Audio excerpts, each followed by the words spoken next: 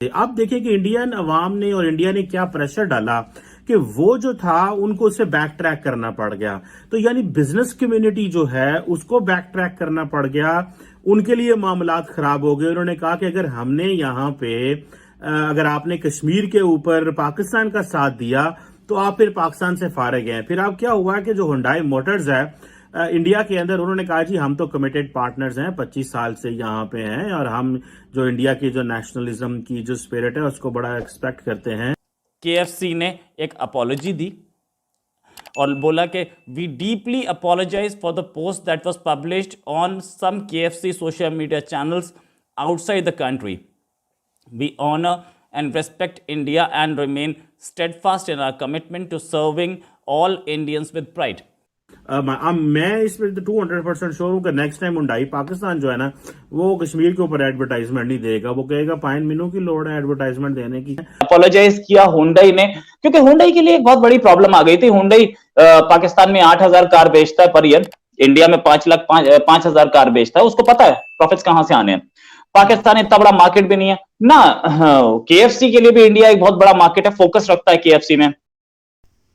नमस्कार दोस्तों, जय हिंद। स्वागत है आप सभी का इंडियन प्राउड ऑफिशियल में।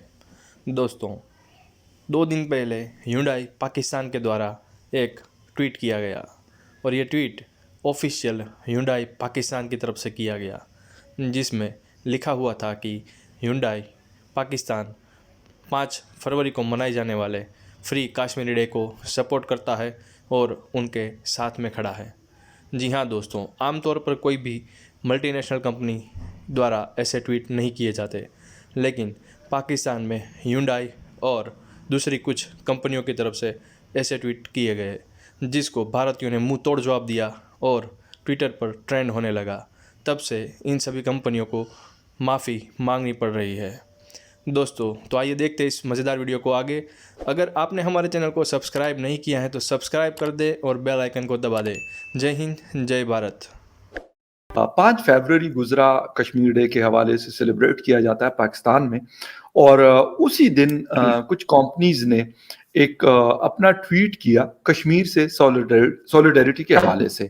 उसका इम्पैक्ट क्या हुआ क्योंकि मोस्टली कंपनीज ऐसी होती हैं कि वो हिंदुस्तान में भी उनका बिजनेस होता है और पाकिस्तान में भी होता है, बल्कि इस रीजन के बाकी कंट्रीज में भी, बांग्लादेश, श्रीलंका, चाइना, यूएई वगैरह सब में वो ऑपरेट करते हैं।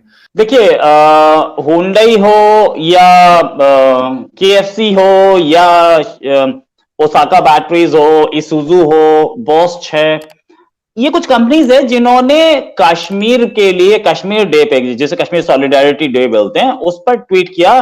और इनफैक्ट हुंडई का ट्वीट सबसे शॉकिंग था। वो ये था कि let's remember the sacrifices of our Kashmiri brothers and stand in support as they continue to struggle for freedom. इस ट्वीट को हटा दिया गया।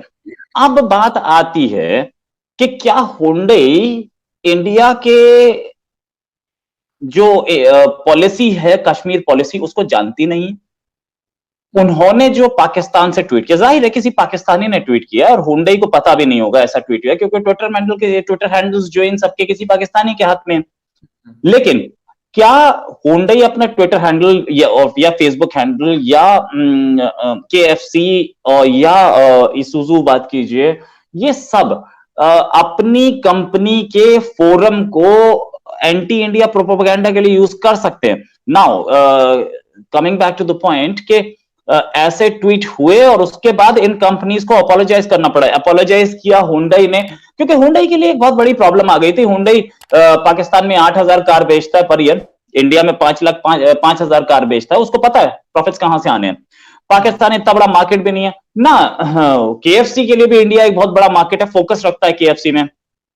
साथ में इसुजू हो या ओसाका बैटरीज हो, ये सारे के सारे इंडिया को एक बड़ा मार्केट मानते हैं, नो डाउट अबाउट इट। और इंडिया के लिए ये लोग इन्वेस्टमेंट के लिए तैयार हैं और इंडियन कॉन्ट्रैक्ट्स के लिए तैयार होते हैं। तो they know it what's going on.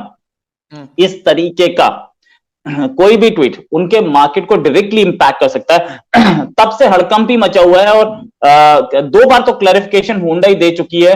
KFC का जो क्लैरिफिकेशन है वो बड़ा स्पीड से आया, वो कुछ ही घंटों में उन्होंने क्लैरिफिकेशन दे दिया कि वी अपोलोजाइज फॉर इट।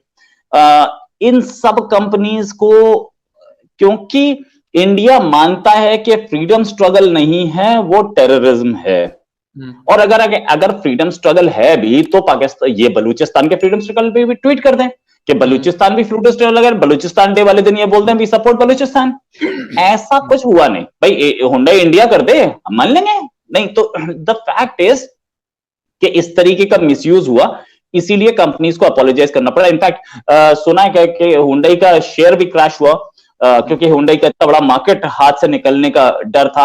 अभी भी ट्विटर ट्रेंड्स कंटिन्यू कर रहे हैं और कोई सेकंड अपॉलॉजी आई है हुंडई की तरफ से, उसके बाद भी ट्विटर ट्रेंड्स कंटिन्यू कर रहे हैं। तो ये चीज हुंडई को, केएफसी को, दोनों को संभालना मुश्किल पड़ रही है। केएफसी के सेल्स पे इम्पैक्ट दिखेगा। आप देखें कि इंडियन अवाम ने और इंडिया ने क्या प्रेशर डाला कि वो जो था उनको उसे बैक ट्रैक करना पड़ गया। तो यानी बिजनेस कम्युनिटी जो है उसको बैक ट्रैक करना पड़ गया, उनके लिए मामलात खराब हो गए। उन्होंने कहा कि अगर हमने यहाँ पे अगर आपने कश्मीर के ऊपर पाकिस्तान का साथ दिया तो आप फिर पाकिस्तान से फारिग हैं। फिर अब क्या हुआ कि जो हुंडई मोटर्स है इंडिया के अंदर, उन्होंने कहा जी हम तो कमिटेड पार्टनर्स हैं, 25 साल से यहाँ पे हैं और हम जो इंडिया की जो नेशनलिज्म की जो स्पिरिट है उसको बड़ा एक्सपेक्ट करते हैं और हम जो है इस तरह का हम इंडियन अवाम को ऑफेंड नहीं कर सकते, इंडिया हमारा दूसरा घर है। अब जाहिर बात है बिजनेसमैन को तो इससे कोई गर्ज नहीं है भाई कि पाकिस्तान कौन है, इंडिया कौन है, कश्मीर क्या है, ये है वो है, उनको तो अपने कारोबार से गर्ज है। अच्छा, जो निशात ग्रुप जिनके वो बिजनेसमैन साहब जो मियां मंशा साहब हैं, उनका मैं जिक्र कर रहा था, ये वही है जिन्होंने ये कहा था कि हम इंडियन प्राइम मिनिस्टर पाकिस्तान आ सकते हैं 1 महीने के अंदर अंदर। अच्छा, वो तो जाहिर बात है खामोश हो गए और जो उनकी जो स्टेटमेंट है उसको पाकिस्तान में बड़ा नामुनासिब समझा गया। पाकिस्तान में मैंने बहुत सारे लोगों का उसके ऊपर एनालिसिस सुना, लोगों ने बड़ा रिएक्ट किया। उसने कहा मियां मंशा कौन होता है ये कहने वाला कि जनाब पाकिस्तान और भारत के ताल्लुकात ठीक हों और कश्मीर को थोड़ा सा साइड लाइन पे कर दें और कारोबार की बात करें। ये जो कारोबारी लोग हैं ना पाकिस्तान में, ये ही हमारे लिए प्रॉब्लम है, क्योंकि ये चाहते हैं इंडिया के साथ ताल्लुकात ठीक हो जाए और ये एक बड़ा सेक्शन ऑफ द सोसाइटी जिसने ये बातें करना शुरू कर दी। अच्छा, उससे सारी बात है, मैं भी देख रहा था, मैंने कहा यार इतनी तो बात नहीं है, हम तो यहाँ पे तो अदारे और लोग चाहते हैं कि मामला ठीक हों। ये गवर्नमेंट ऑफ पाकिस्तान के लिए और पाकिस्तान के लिए एक बड़ा सख्त पैगाम है इसमें, और वो पैगाम ये है कि आप बिजनेस को भी पॉलिटिसाइज कर रहे हैं, हम हर चीज को पॉलिटिसाइज कर रहे हैं। Let Hyundai do the business. Hyundai का ना इनका कोई मजहब होता है, ना इनकी कोई कौम है, ना इनका किसी, ये अगर इंडिया में होंगे तो इंडिया जिंदाबाद, पाकिस्तान में होंगे तो पाकिस्तान जिंदाबाद, अमेरिका में होंगे तो अमेरिका जिंदाबाद, ये पापा न्यू गिनी में होंगे तो उसके नारे मारेंगे, क्योंकि इनको तो अपने कस्टमर से गर्ज होता है ना। वो हम सुनते हैं ना कि कस्टमर्स आर ऑलवेज राइट, ठीक है। तो ये तो वो चक्कर है, इन्होंने कहा भाई ये हमारे लिए तो वो सही है, हम किन चक्करों में पड़ रहे हैं।